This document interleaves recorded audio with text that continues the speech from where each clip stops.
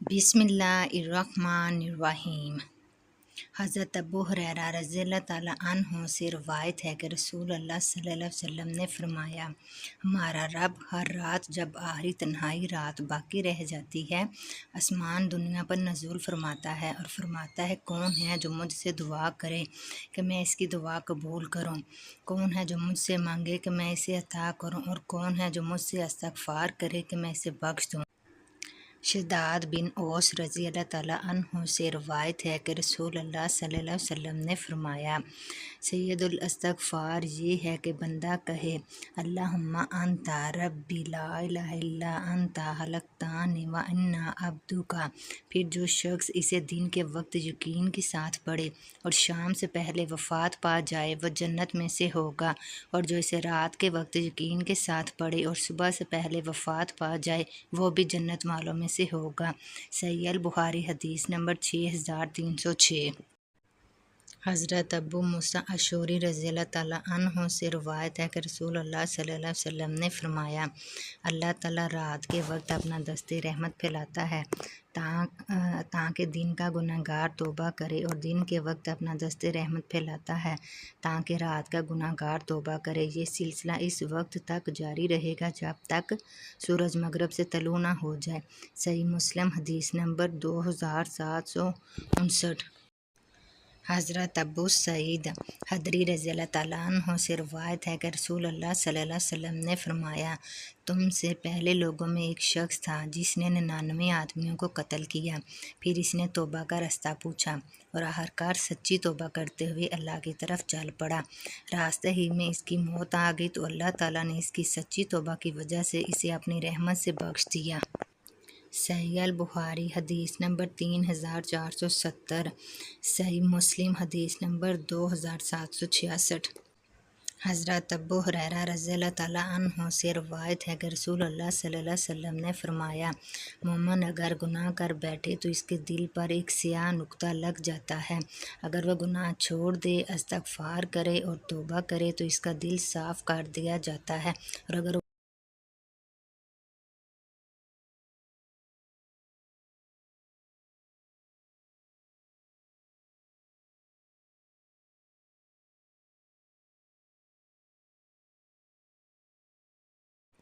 حضرت انس بن مالک رضی اللہ تعالیٰ عنہ سے روایت ہے کہ رسول اللہ صلی اللہ علیہ وسلم نے فرمایا کہ اللہ تعالیٰ فرماتا ہے، اے ابن آدم، اگر تیرے گناہ آسمان کے بادلوں تک پہنچ جائیں پھر تو مجھ سے استغفار کرے تو میں تجھے بخش دوں گا، اور مجھے اس کی کوئی پرواہ نہیں۔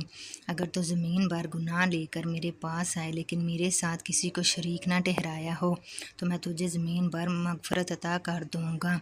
جامع ترمذی حدیث نمبر 3540۔ حضرت عمر بن خطاب رضی اللہ تعالیٰ عنہ سے روایت ہے کہ کچھ قیدی رسول اللہ صلی اللہ علیہ وسلم کے پاس لائے گئے۔ ان میں ایک عورت اپنے بچے کو ڈھونڈ رہی تھی۔ جب اسے اپنا بچہ ملا تو اس نے اسے سینے سے لگا کر دودھ پلانا شروع کر دیا۔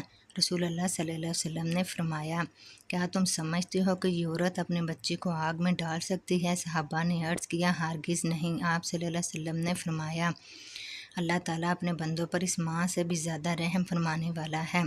صحیح البخاری حدیث نمبر 5999۔ صحیح مسلم حدیث نمبر 2754۔ حضرت ابو ہریرہ رضی اللہ تعالیٰ عنہ سے روایت ہے کہ رسول اللہ صلی اللہ علیہ وسلم نے فرمایا کہ اللہ تعالیٰ فرماتا ہے، میرے ایک بندے نے گناہ کیا، پھر کہا، اے میرے رب، میرا گناہ معاف فرما۔ اللہ تعالیٰ نے فرمایا، میرے بندے کو معلوم ہے کہ اس کا ایک رب ہے جو گناہ بخشتا بھی ہے اور اس پر گرفت بھی کرتا ہے، لہٰذا میں نے اپنے بندے کو بخش دیا۔ پھر اس نے دوبارہ گناہ کیا اور پھر استغفار کی، اللہ تعالیٰ نے دوبارہ اسے بخش دیا۔ صحیح البخاری حدیث نمبر 7507۔ صحیح مسلم حدیث نمبر 2758۔ حضرت عبداللہ بن مسعود رضی اللہ تعالیٰ عنہ سے روایت ہے کہ رسول اللہ صلی اللہ علیہ وسلم نے فرمایا، اللہ تعالیٰ اپنے مومن بندے کی توبہ سے اس شخص سے بھی زیادہ خوش ہوتا ہے جو ہلاکت خیز صحرا میں اپنی سواری اور اس پر موجود کھانے پینے کا سامان گم کر بیٹھے، پھر مایوس ہو کر لیٹ جائے اور اچانک دیکھے کہ اس کی سواری اس کے سامنے کھڑی ہے تو وہ خوشی کی شدت سے اس کی لگام پکڑ لے۔ حضرت عبداللہ بن عمر رضی اللہ تعالیٰ عنہ فرماتے ہیں، ہم رسول اللہ صلی اللہ علیہ وسلم کو ایک ہی مجلس میں 100 مرتبہ یہ دعا پڑھتے ہوئے گنتے تھے: اے میرے رب، مجھے بخش دے اور میری توبہ قبول فرما، بے شک تو بہت توبہ قبول کرنے والا، نہایت رحم والا ہے۔ جامع ترمذی حدیث نمبر 3434، سنن ابن داؤد حدیث نمبر 1516۔ حضرت صفوان بن اسال رضی اللہ تعالیٰ عنہ سے روایت ہے کہ رسول اللہ صلی اللہ علیہ وسلم نے فرمایا، اللہ تعالیٰ نے مغرب کی جانب ایک دروازہ بنایا ہے جس کی چوڑائی 70 سال کی مسافت کے برابر ہے۔ یہ دروازہ توبہ کے لیے کھلا رہے گا اور اس وقت تک بند نہیں ہوگا جب تک سورج مغرب سے طلوع نہ ہو جائے۔ جامع ترمذی حدیث نمبر 3535۔ حضرت ابو ذر رضی اللہ تعالیٰ عنہ سے روایت ہے کہ رسول اللہ صلی اللہ علیہ وسلم نے فرمایا، جہاں بھی ہو اللہ سے ڈرتے رہو، برائی کے بعد نیکی کرو، وہ اسے مٹا دے گی، اور لوگوں کے ساتھ اچھے اخلاق سے پیش آؤ۔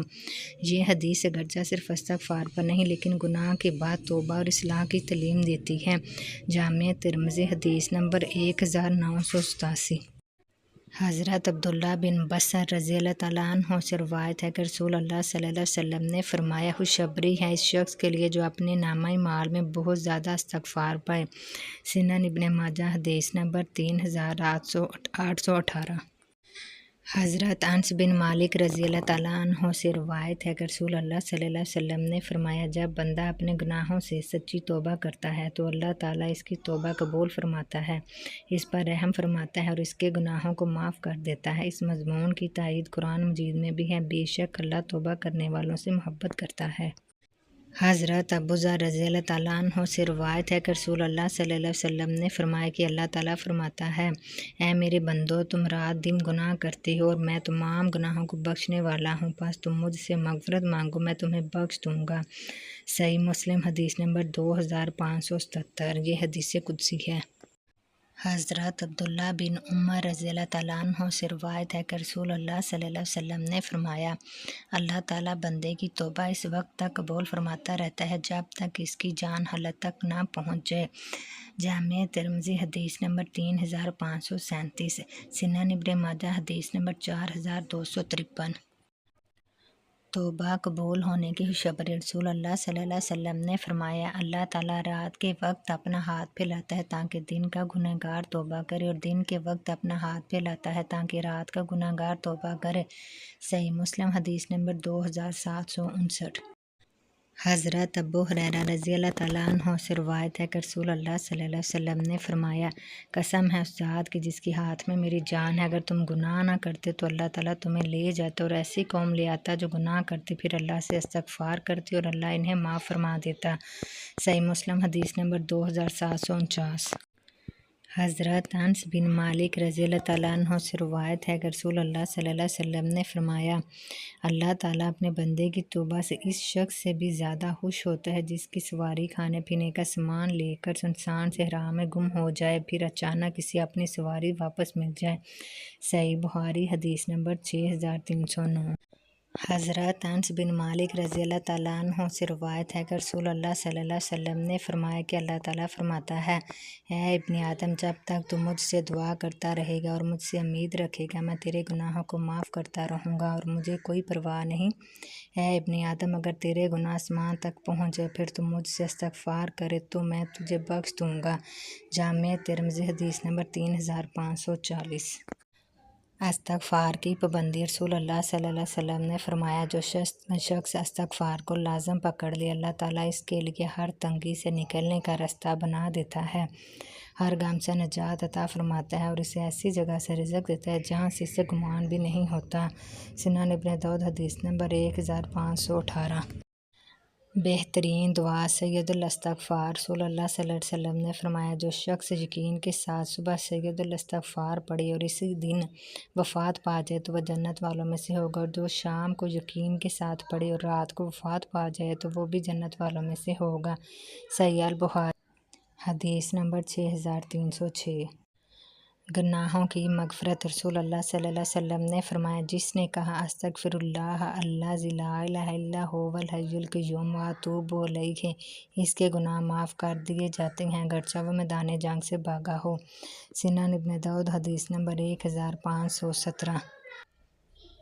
نبی کریم صلی اللہ علیہ وسلم کا کثرت سے استغفار کرنا۔ حضرت ابو ہریرہ رضی اللہ تعالیٰ عنہ سے روایت ہے کہ رسول اللہ صلی اللہ علیہ وسلم نے فرمایا، اللہ کی قسم میں ایک دن میں 70 سے زائد مرتبہ اللہ سے استغفار کرتا ہوں اور اس کی طرف توبہ کرتا ہوں۔ صحیح البخاری حدیث نمبر 6307۔ پیارے دوستو، اگر آپ کو میری ویڈیو اچھی لگے تو لائک کریں، شیئر کریں، سبسکرائب کریں، بیل آئیکن کا بٹن دبائیں تاکہ ہر نئی آنے والی ویڈیو کا آپ کو نوٹیفیکیشن جاری ہو جائے۔ شکریہ۔